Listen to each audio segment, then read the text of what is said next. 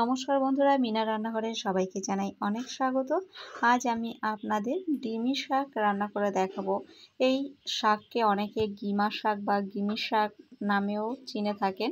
তো এটা খেতে তিতো হয়, আর এই তিতোটা যাতে একটু কম হয় তার জন্য আজকে আমি অন্য একটা পদ্ধতিতে রান্না করব।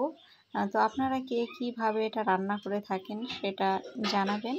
আর এই যে শাকগুলো আমি এভাবে মাথার দিকটা এভাবে কেটে কেটে নিচ্ছি হাত দিয়েই। তো এইভাবে সব শাকগুলো বেছে নেব। এই ডিমি শাক আমি ভালো করে বেছে নিয়েছি, বেছে ধুয়ে তারপরে একটুখানি কুচিয়েও নিয়েছি এই যে। আর এর সঙ্গে যে উপকরণগুলি দেব সেগুলো দেখিয়ে দিচ্ছি। এখানে একটা আলু এভাবে কেটে নিয়েছি, আর এটাও ধুয়ে রাখা আছে। এখানে একটা পেঁয়াজ কুচি, আর এখানে আছে 4টে কাঁচা লঙ্কা চিড়ে নিয়েছি, আর এখানে কয়েকটা রসুন, মানে 3 থেকে 4 কোয়া রসুন আমি নিয়েছি। এখানে গ্যাসটা অন করে দিয়েছি আর কড়াইও বসিয়ে দিয়েছি। কড়াইটা গরম হয়ে গেছে, দিয়ে দিচ্ছি সর্ষের তেল। আজকে রান্নাটা আমি সর্ষের তেলেই করব, আপনারা চাইলে এটা সাদা তেলেও করতে পারেন। এরপর দিয়ে দিচ্ছি কুচিয়ে রাখা পেঁয়াজ,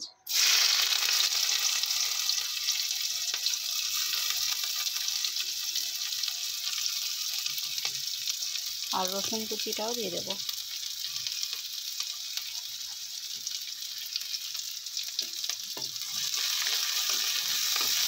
দিয়ে একটু নাড়াচাড়া করে নিচ্ছি।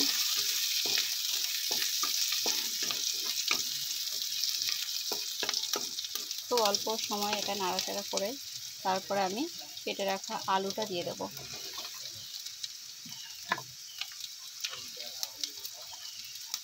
আলু কুচিটা দিয়ে দিলাম। এরপর দিয়ে দেব লঙ্কা কুচি। সব কিছু একসাথে এবার আবার আমি একটু নাড়াচাড়া করে নিচ্ছি।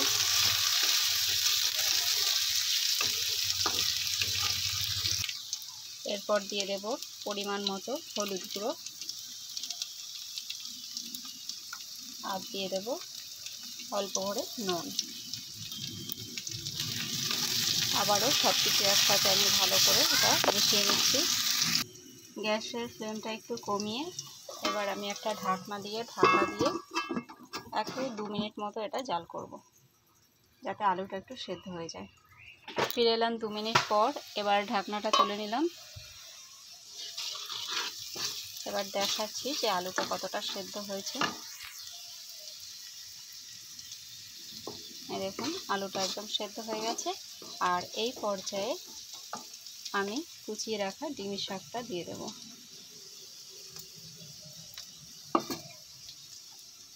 অনেকে এটা গিমা শাক বা গিমি শাক নামেও চিনে থাকেন।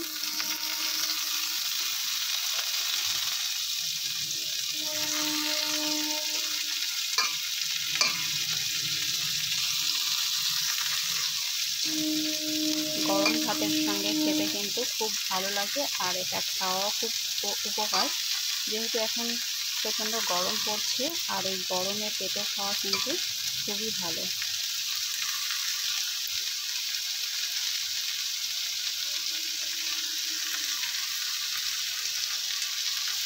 শাকগুলো দিয়ে দিয়েছি। এবার ওপর থেকে আমি আরও একটু হলুদ গুঁড়ো দিয়ে দেবো।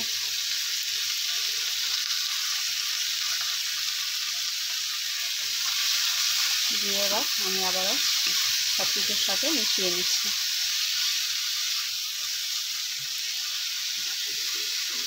এটা রান্না করতে কিন্তু খুব বেশি সময় লাগে না।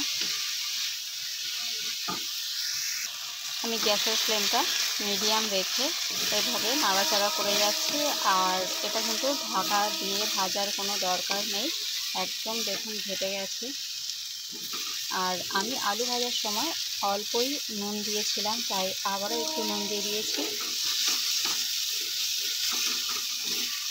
তো এভাবে কিছুক্ষণ নাড়াচাড়া করার পরেই এই যে এর শাকের যে রসটা সেটা একটু টেনে গেলেই এটা রেডি হয়ে যাবে।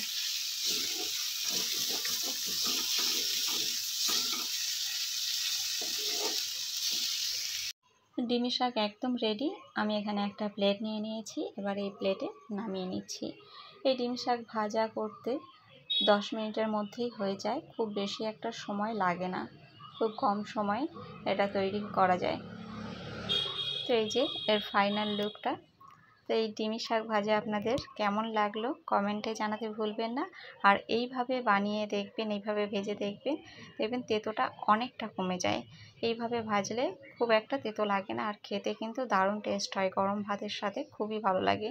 তো আপনাদের এই ভিডিওটা ভালো লাগলে একটা লাইক করে দেবেন, আর চ্যানেলে নতুন হয়ে থাকলে চ্যানেলটা সাবস্ক্রাইব করে দেবেন।